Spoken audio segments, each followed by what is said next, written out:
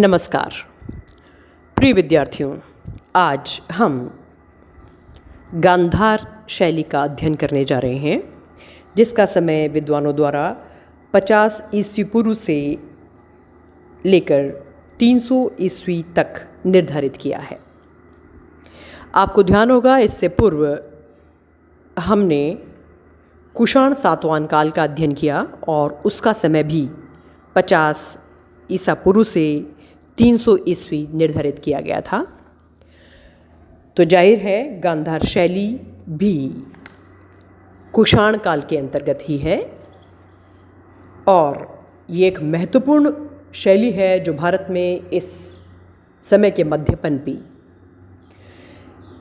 इस काल में गांधार और उससे मिले हुए पश्चिमी पंजाब में एक ऐसी मूर्ति शैली का विकास हुआ जिसका विषय सर्वथा बौद्ध है और तकरीबन इस शैली की 50,000 मूर्तियाँ प्राप्त हो चुकी हैं।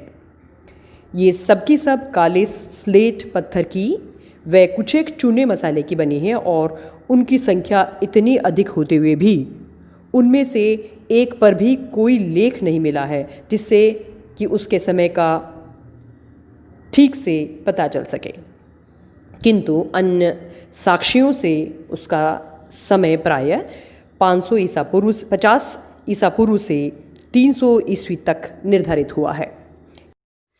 विद्वानों का ये मानना है कि यूनानी आक्रमणकारी अपने साथ यूनानी और रोमन मूर्तिकारों की परंपराएं लाए, जिससे इस क्षेत्र की स्थानीय परंपराएं प्रभावित हुई।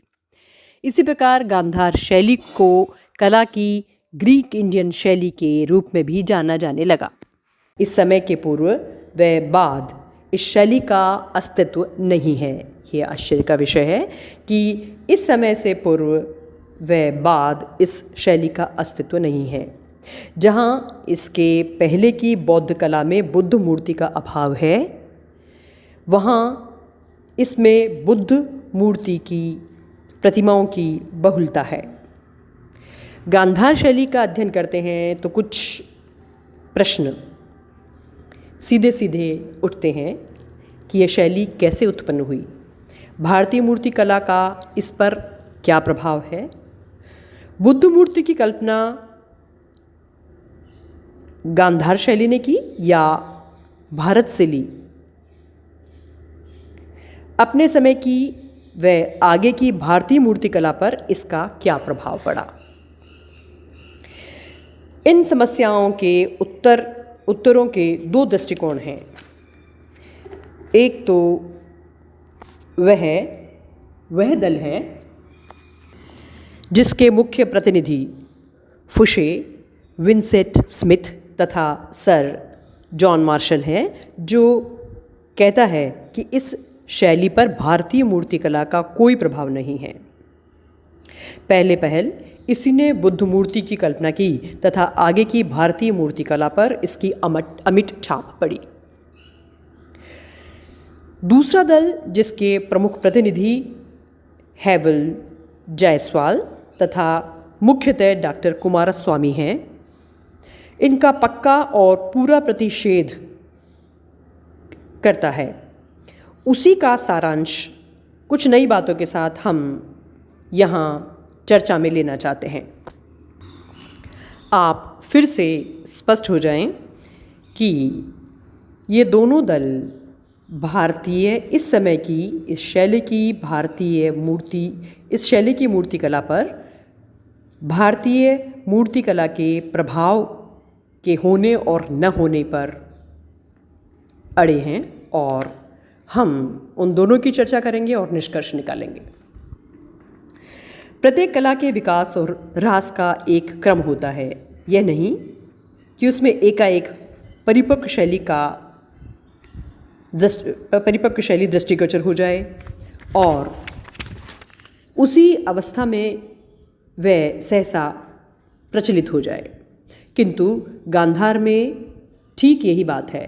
क्रमिक विकास ह्रास के बदले एक घटना के रूप में वह सहसा परिपक्व अवस्था में प्रारंभ होती है और उसी अवस्था में सहसा समाप्त भी हो जाती है। इससे जान पड़ता है कि गांधार मंडल में इससे यह जान पड़ता है कि गांधार मंडल में अलेक्जेंडर के समय से यूनानियों का जो केंद्र चला आता था, उसे जब कुषाणों ने हस्तगत किया तो वहाँ के मूर्ति शिल्पियों को बौद्ध मूर्तियाँ बनाने में लगा दिया, क्योंकि उन्होंने यानी कि कुषाणों ने बौद्ध पंथ बड़ी प्रतीति से ग्रहण किया था और उसके प्रचार में वे पूर्ण उत्साह से प्रवृत्त थे। किंतु उनके पास कोई मूर्तिकला न थी, अतएव उन्हें इस कला का आश्रय लेना पड़ा। इन्हीं कारणों से इस कला की कुषाण काल से तुल्य कालता है एवं यह अथ से इति तक परिपक्व ही मिलती है। बौद्ध विषयों की अभिव्यक्ति के लिए उन शिल्पियों को अपनी कल्पना से काम नहीं लेना पड़ा, उन्हें इसके नमूने दिए गए जिसकी साक्षी उनकी कृतियों में विद्यमान है, जैसा कि हम अभी देखेंगे। इतना ही नहीं, अब तो अफ़गानिस्तान में भी हाथीदांत के ऐसे अनेक फलक भी मिल गए हैं जिन पर शुंगकालीन, सांची आदि की शैली की मूर्तिकला है। हमने अभी ऊपर देखा कि सांची की मूर्ति शैली बहुत कुछ हाथीदांत की मूर्तिकला पर निर्भर है। इसी प्रकार अन्य उपादानों के नमूने भी गांधार में पहुंच गए होंगे, किंतु वहाँ के कारीगरों को बहुत अधिक संख्या में मूर्तियाँ तैयार करनी थी, अतः उन्हें इतना अवकाश न था कि वे इन नमूनों को भलीभांति आत्मसात करते या भारतीय अभिप्रायों को समझने बैठते।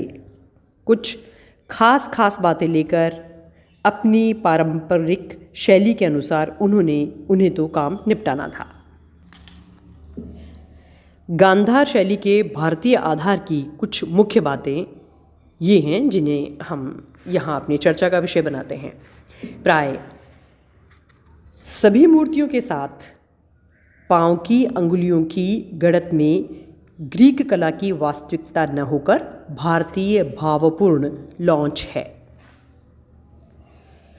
आँखों का भी यही हाल है, उनमें कटाक्ष रहता है तथा उसकी पलक अडील और भौहों के नीचे से शुरू होकर आँख की ओर प्रलंबित रहती है। यह विशेषता सर्वथा भारतीय है।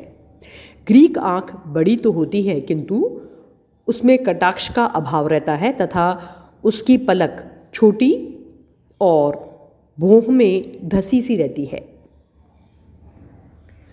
वृक्षिकाओं की तीक्ष्ण कटी एवं अतिरिक्त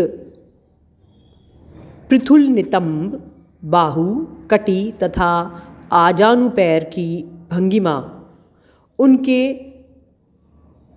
वस्त्र की सिलवट तथा उनकी संपूर्ण मुद्रा सर्वथा भारतीय है। अलंकरण में जगह जगह भारतीय पद्म तथा गोमूत्रिका विद्यमान है। बत्तेदार छाजल के वास्तु की अनुकृति उसी रूप में मिलती है जैसी अशोकीय और शुंगकालीन गुफाओं में, किंतु इन सब से बढ़कर बुद्ध की प्रतिमा है। हम चर्चा कर चुके हैं कि किस प्रकार बुद्ध पूजा चली और उनकी प्रतिमा की कल्पना का आधार मिला एवं यह आधार कितना पुराना है। इस प्रतिमा में कुछ ऐसी बातें हैं जो यूनानी शैली जैसी किसी वास्तविक शैली के कारीगर के मस्तिष्क से उपज ही नहीं सकती। उदाहरण के लिए बुद्ध की पद्मासन स्थित मूर्ति में उनके सर्वथा ऊर्ध्वमुख चरण तलों को लीजिए जो एक सरल रेखा में होते हैं। वास्तविकता में पद्मासन लगाने पर चरण तल न तो एक बारगी ऊर्ध्वमुख हो जाते हैं न सरल रेखा में ही, अर्थात पूर्वोक्त विशेषता सर्वथा काल्पनिक है। इसी प्रकार बुद्ध के गोदी में एक पर एक रखे हुए दोनों हाथ यदि वास्तविक बनाए जाते तो उनकी कुहनियाँ जांघों तक न पहुंचकर बहुत ऊपर पसली की सीध में ही रहती। उंगलियों, आँखों तथा वस्त्र की विशेष चर्चा हम ऊपर कर चुके हैं, जो बुद्ध मूर्ति के संबंध में लागू होती है। कुछ बुद्ध मूर्तियों में मस्तक के केश स्वाभाविकता लिए रहते हैं, किंतु अनेक में दक्षिणावर्त गुढ़ाओं में मिलते हैं, जिसका स्वाभाविकता से तनिक भी संबंध नहीं होता। इन विशेषताओं के रहते गांधार की बुद्ध मूर्ति किसी भी प्रकार वहाँ के शिल्पियों की कल्पना सिद्ध नहीं कर सकती, और कम से कम अशोक के समय से ही बौद्ध संप्रदाय भारत का लोक धर्म हो चला था।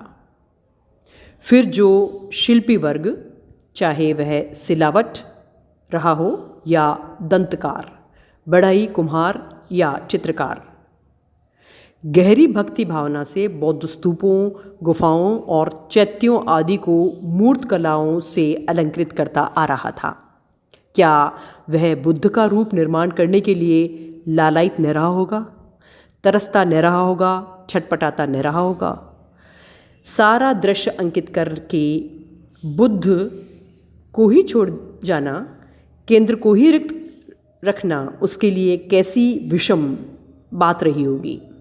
ऐसी परिस्थिति में जिस क्षण बुद्ध मूर्ति बनाने का सिद्धांत स्वीकृत हुआ होगा, उसी क्षण उक्त शिल्पियों ने बुद्ध रूप बनाना आरंभ कर दिया होगा।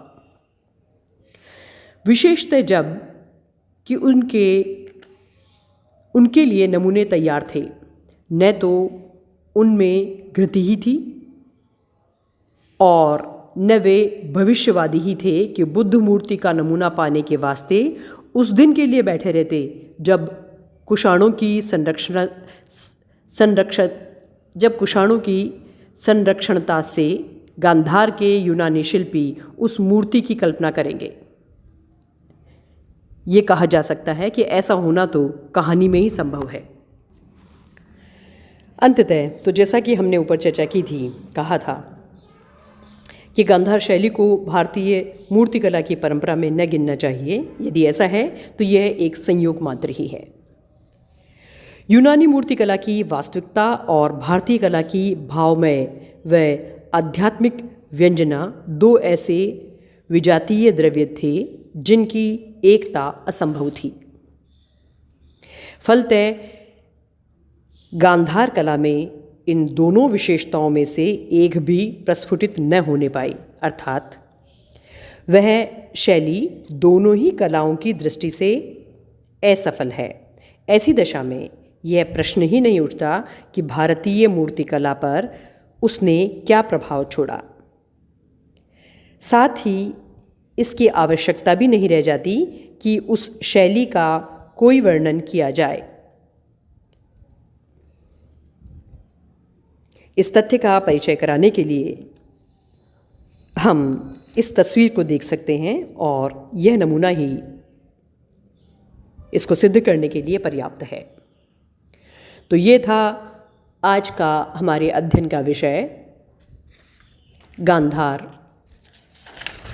शैली।